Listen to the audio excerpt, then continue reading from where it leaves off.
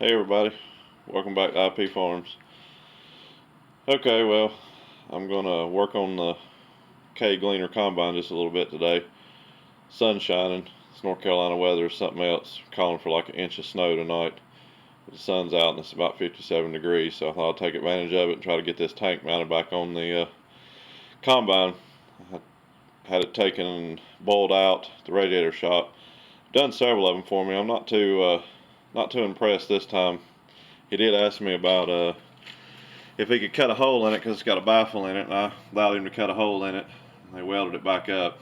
Not the prettiest work, but not real sure what was going on here in the back. Had to solder a place up too there. I don't know if they needed to get in both sides of it. Went in the bottom on one, top on the other, or what. But anyway, it's cleaned out. It was in pretty bad shape, boiled out. So we're gonna see what we can do about getting this bolted back on and get some fuel line ran, new fuel filter. I'll bring you along for a little bit of that. Nothing major today. Don't really have the time, but got to get this back on so I can get it back under its own power again, so I don't have to worry about the jug turning over. All right, bring you back soon. Okay, I'm back. Not sure how the audio with the wind and the shadows are going to be, but thought I'd get a little bit of it. First off, we've got to put the petcock back in. Took that out prior to having it boiled out. Put a little bit of thread sealing around it.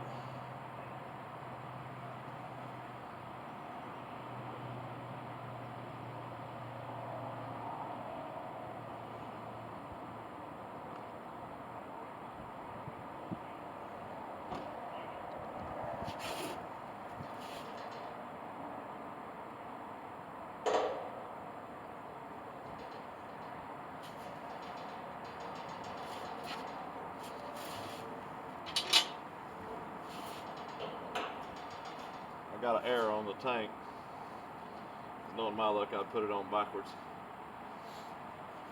So always be careful when you're tightening up brass not to overstress the threads and not to crush any open cavities. Okay, that's in.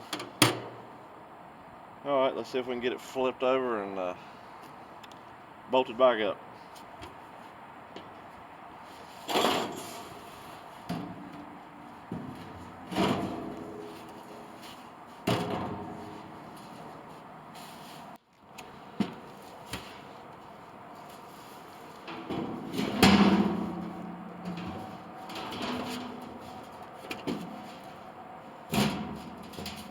Got a couple of nice oval cradles it sits in. So that's a Gleaner trademark, I believe, of these fuel tanks. There's two bands that hold it together pretty much.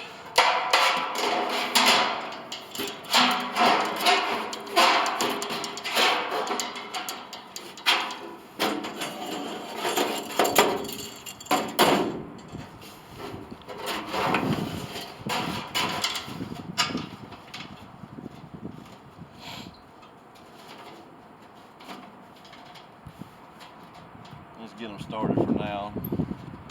Situate them.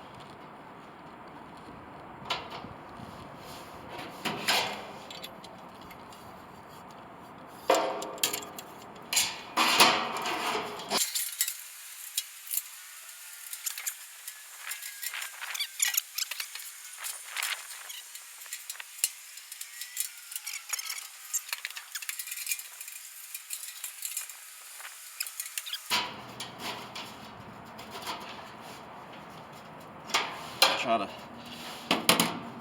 pull the clamp to the center so it's pulling evenly on both sides of the tank.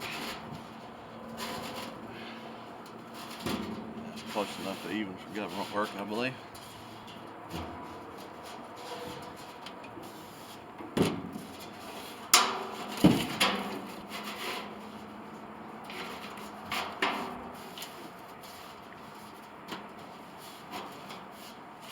Alright, that's on and bolted up. We get those tightened up and bring it back in a few. Okay everybody, I'm back. Just want to show you, put a little small,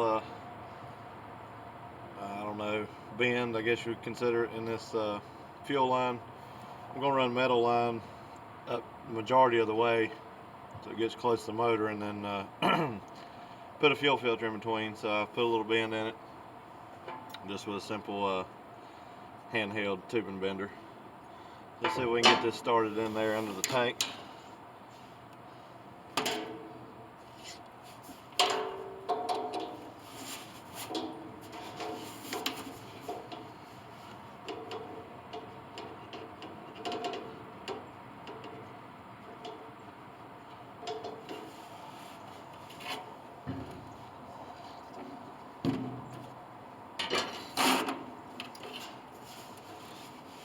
I should have installed this prior to putting the tank on. I do everything backwards all the time. It's alright, we'll get it.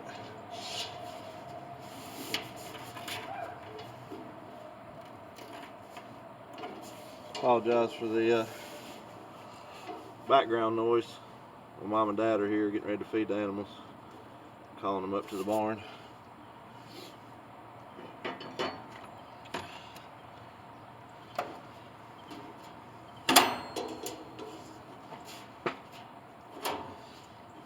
Let's see.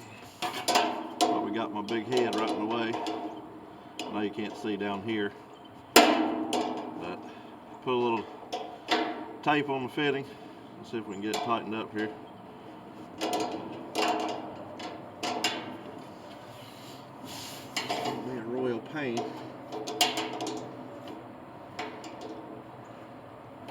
Might have to go get one of those specialty wrenches Mr. Gosselin was talking about the other day. I have several of them. I'm sure that in my stash I'm not going to have the right size. We'll just continue on and see if we can make this work. Tight quarters.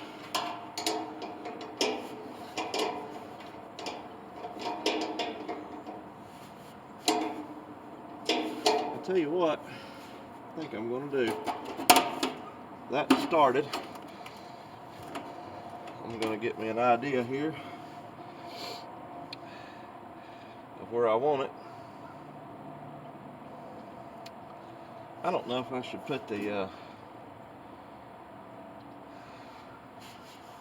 I don't know if I should cut it back here, let the fuel filter be on the flat. I'm thinking out loud, apologize.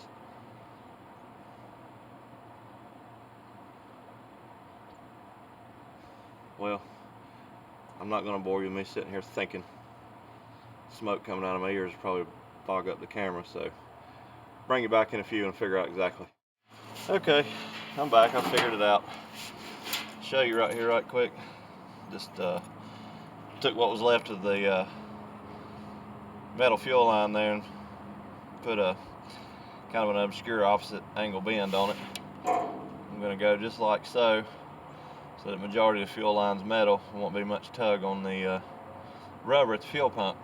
I wish it had a removable fitting so I could put a 90 there and come straight up into it, but it's factory made on there. Chevrolet 6-cylinder. Anyway, there, I said that again, apologize. Just wanted to give everybody a quick note. These metal fuel filters, I've been using them for probably 25 years. I know you can't see in them, but they're robust. You don't have to worry about them cracking or dry rotting or anything like that.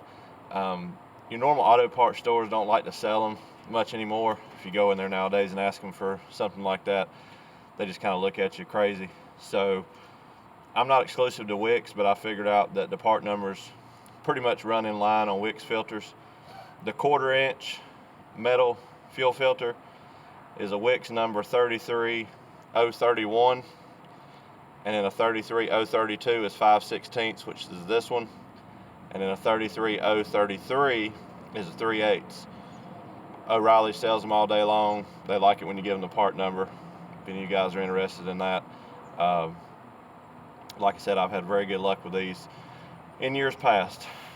Okay, let's see what we can do here.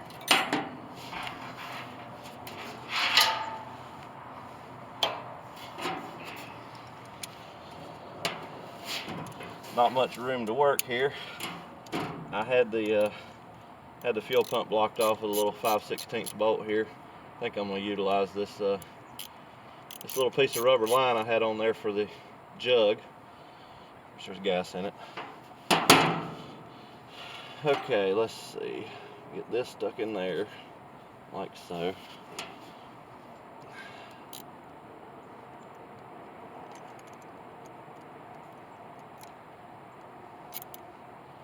Well, butterfingers.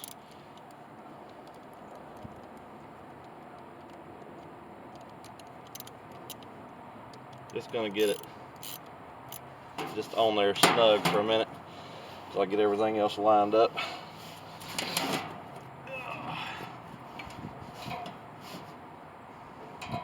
Now, don't make fun of me for the clamps.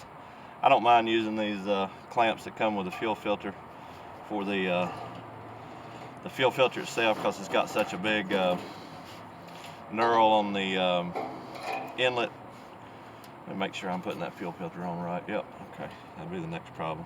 Anyway, they've got a real big, I don't know what you would call it, bulge there, so those clamps hold pretty good. The hose goes on there. Now, when you're putting a straight metal line in rubber like this, high pressure or pressure, like a electric fuel pump or something, I usually double clamp them, but just a standard mechanical pump, never had any problems with doing it this way. Snug that down for now. Alright, give it just a little tweak.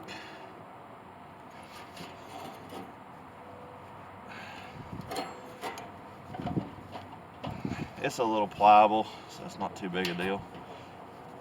I believe that'll work just fine right there. Got that all the way in. I've got that one in. Let's go ahead and tighten this one down here.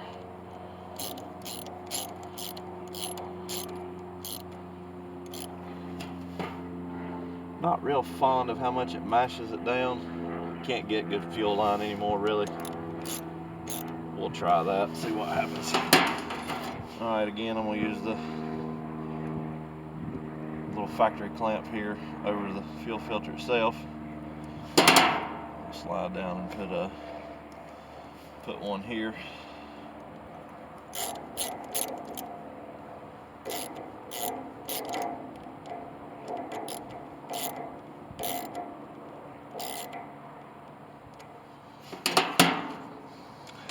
I believe that'll be just fine. It's got enough rigidity to it.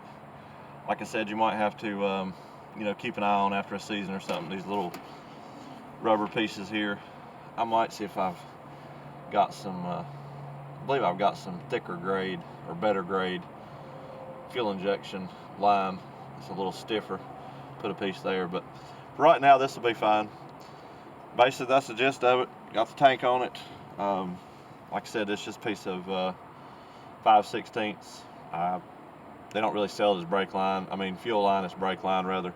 I just used one end, cut the other end off, bent it a couple places, got it up there. Like I said, I wish that a lot of the GM fuel pumps have a fitting on the inlet and outlet here where I could screw, something in and come out and come straight down, where I could have went straight up into it. But like I said, it doesn't really have the weight on it much because of this hard line back here. If that was all rubber, might be a different story, but that's got it up off of the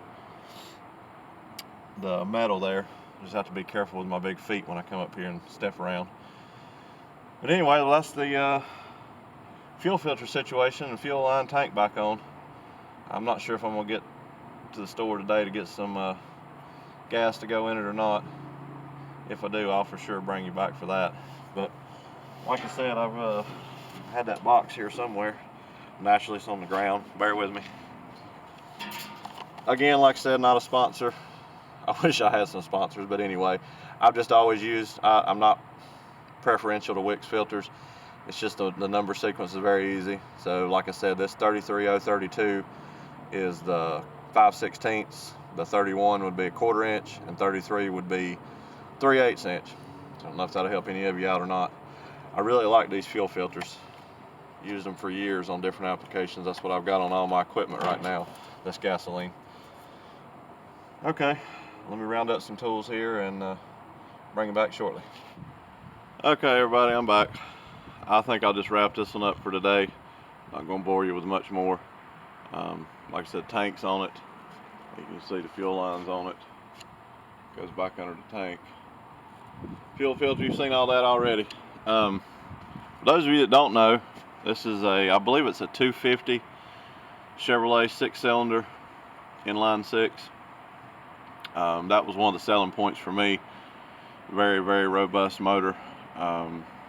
I can pretty much rebuild with my eyes closed if anything happens there. So that was definitely a selling point on it for me. Like I said, the F that I have has a Alice Chalmers 6-cylinder motor, which it's missing the head off of it, and it's pretty much just a boat anchor at this point. But anyway, in case any of you wanted to know, right now I've got the tires and wheels off of it, and that's one reason I didn't go ahead and go get some gas. I actually took the tires and wheels off and repainted them and put those on the chisel plow. They were small size 16s, and the chisel plow had some wider wheels, some 8-inch wide wheels, and they're 15s. So I think cost effective, what I'm going to do is get some multi-rib 15-inch tires that have a lot wider footprint and put on those 8-inch wide wheels, widen it out some, won't make as many ruts in the field if it's wet. So that's the reason it's on blocks at this point. I've got to go down there and get the tires and wheels off the F combine and put them on here so I can get it back moving around. But there'll be more to come on this for sure. Like I said, I don't want to put the cart before the horse. I'm not even sure if I'm going to get to do any planting this year or not. But I couldn't pass up the deal when I got this, and it definitely needs some attention. Nothing real major. I think the only major issue on it is the hydraulic lines for the steering and the variable speed, or what do they say? Yeah, variable speed, I guess you should say. And the brakes. Have to do something with the front brakes, which I think we can get parts for that pretty easy. Other than that, all the belts are good on it, and pulleys are good, bearings are good for now. I know it's been sitting. The way I've understood it, Gleaner doesn't have, they're not greasable or anything. They're just pretty much like a sealed bearing unit, if you will, but they all feel tight, and we'll see once we get to putting some material through it. But anyway, I think I'll button this one up for tonight. I did want to show you, in case any of you saw it in the last video, I know I'd mentioned previously about doing the axle swap on the gooseneck trailer. There's one of the 10,000 pound axles that I'm going to put under it. They have the standard 8-lug 3/4 ton truck pattern, so I can get some heavy duty tires for it. These have to be cut and lengthened. Got to get this one cut apart so I can get an exact measurement on the pipe. Go pick up some pipe. Tell you, with picking up all this equipment, it's hard to let that trailer sit still long, but that's definitely a project that's going to have to come. I'm definitely putting those Dexter axles through the paces. So, hope you guys enjoyed everything. I know some of you had said something about possibly wanting to see more actual work being done. I know it wasn't a whole lot yesterday's, or the last video I should say, was something a little bit different than farm equipment. Hope you liked it. It's just stuff that has to be done. And I know the fuel tank and fuel line and stuff wasn't a whole lot on the Gleaner, but it's a work in progress around here. Like I said, baby steps.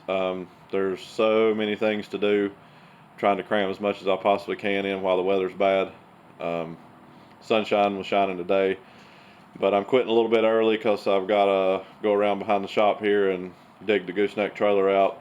They're calling for, I don't know, it changes hourly, but 1 inch or so, 2 inches, something of sleet snow mix possibly tonight. So it's already a muddy mess back there, so I figured I'd snatch it out before it got any worse. So with that, I'm gonna wrap this one up. Thank you again, everybody, for watching. Please feel free to comment about anything if these type videos you want to see less of or more of. I know I'm filming on my other camera now, so I don't have the time-lapse option. I thought some of the things that I'm gonna get long-winded on, I might be able to time-lapse and speed it up a little bit so I don't bore you so much. But thank you again for watching. Stay tuned for the next one. Till next time, thank you.